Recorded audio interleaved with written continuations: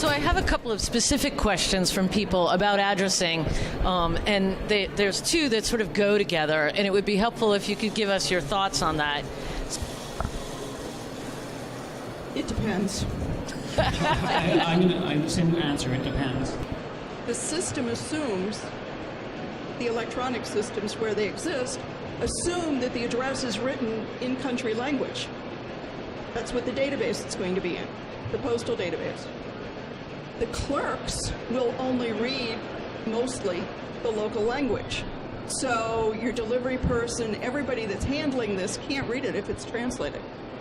Do you get a different response rate when you're using a local language versus not doing so? I think one of the variables is the marketer or the organization trying to present themselves as a local organization. So if they have a call center and are able to take calls locally, if they're able to handle those calls in the local language, then maybe putting München instead of Munich is fine because you're able to deal in German with that response.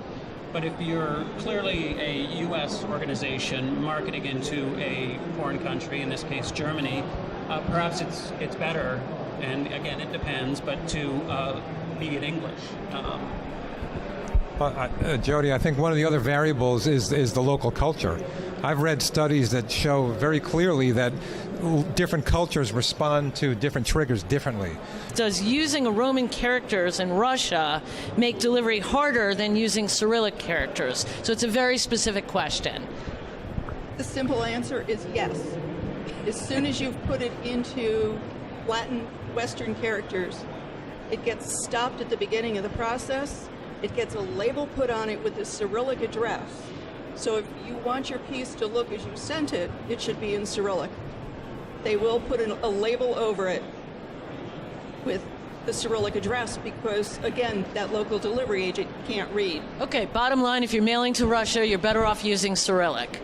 In terms of international distribution, the Postal Service deals with that question in several different ways.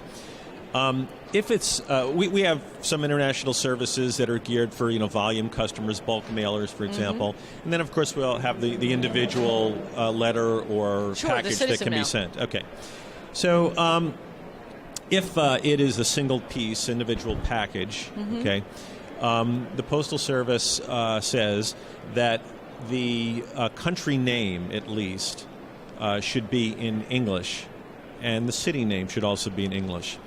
And the reason for that is because it first has to be handled and processed in our system. So if the entire address was in Cyrillic or in Kanji, when it gets in our system, our personnel would not know what to do with it. So for that reason, the Postal Service says at least the city and the country name so that we can sort it properly to get it to that country. Then when it gets to that country, if the name and the street were in Cyrillic, then they could obviously deal with it at that level. Is that you want that to be a usable address. So one of the most important things is that you're capturing specific to the individual's country, that, as Barry pointed out, that the postal code is in the right place, that you say postal code instead of zip on that form because they may not be familiar with the term zip. So speak in their language even in the arrangement of that form and the naming of those fields in that form. So dynamic capture at a country-specific level is a great way of assuring that you're capturing the right data points. And when you're dealing